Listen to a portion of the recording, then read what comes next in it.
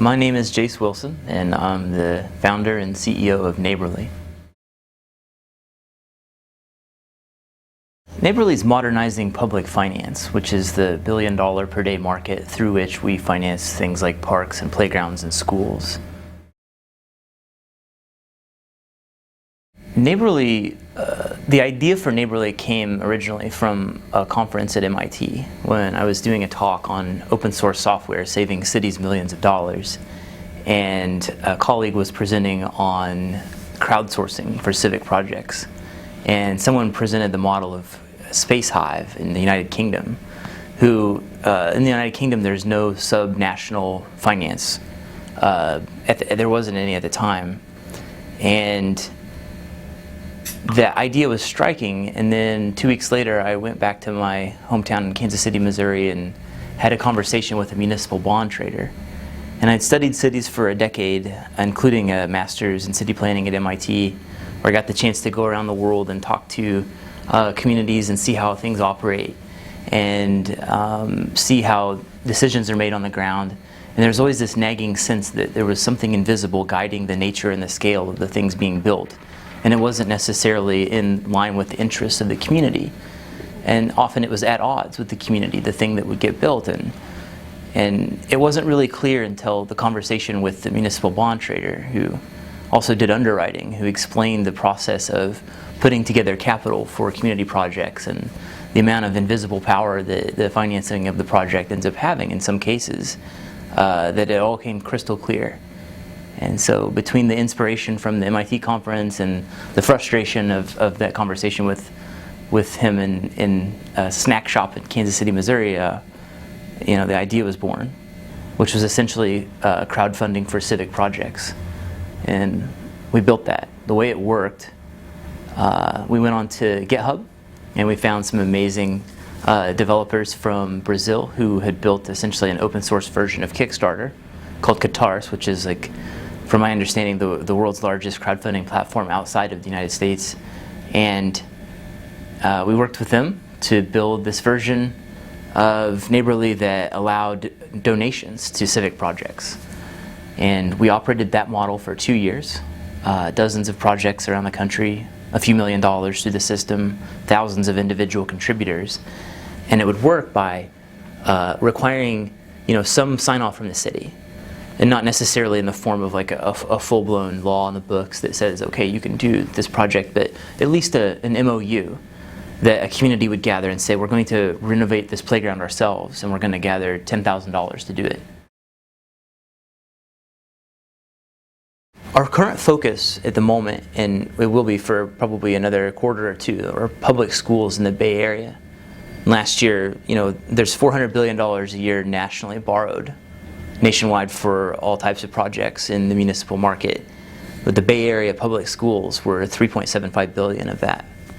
And that money ended up going into things like renovations, new buildings, bringing buildings up to better energy standards. We've had the opportunity to do school earthquake retrofits that are overdue by decades in a place that's been known for earthquakes. And we're getting applications on a daily basis from other parts of the country to, hey, bring this model to where I'm operating, because we need to do this kind of direct access ourselves. And so one of the cooler initiatives that we're working on right now is here locally in the Boston metro area, a public school that's putting together millions of dollars to build a new LEED certified school building, and they want to do it through Neighborly. They want to do it as mini bonds that individuals from the community are the ones buying the bonds. Yeah, so the size of the investment varies widely, and there are two sides to the marketplace. We picture our business model as having sort of four key components. There's the two sides of the marketplace, which are the sell side, where the deal is created. And this is, in long ago, this was done directly inside of the issuing community. And often it would be, some group inside of the city that would put together the financing, and they would work with outside, lawyers, the bond counsel, and then banks that would underwrite and sort of front the cash into the project and then go sell the bonds on risk. Some of that's changed. Some of it's changed for better. Some of it's changed for worse since then. But that's the sell side of the market. Then there's also the buy side of the market in our model, which is what we call the neighborly capital network. And this is, at this point, over 10,000 individuals, dozens of institutional buyers, a handful of corporate treasuries, and regional banks, and even some foundations and other surprising buyers that are prolific buyers of municipal bonds that no one knows about. And together, they have billions and billions of dollars in annual municipal bond purchasing appetite. And that's the buy side of our marketplace. And an investment in the traditional bond market right now, there's the minimum denomination, which is often $5,000 by default. But then there's the minimum order size, which is what the underwriter is willing to break down a block into. And it ends up being closer to $25,000, $50,000, $100,000, making it very, very hard for individuals from the community who have, say, $500 to participate. But we're working on the cost structure of that size of an order, because we believe that anyone should be able to invest in anywhere, that people should be able to invest in the places that they live, work, and play, and that if you have the ability for somebody from a community to invest $100, $200, $500 into something down the street, then suddenly you have the ability for regenerative finance. You have the ability for them to have this sort of tangible connection with their neighborhood. You have the accreting nature of the finance and the interest payments being plowed back into the community, and all kinds of other good things that come from this, made possible by a far lower cost structure, because it's cost structure that ultimately says what the minimum order size will be. And then we have the marketplace itself, where those transactions happen. That sits in the middle of the buy and the sell sides. And then all around it, diffused to it, through it, and from it is data. I mean, the entire thing is just lots and lots of data points.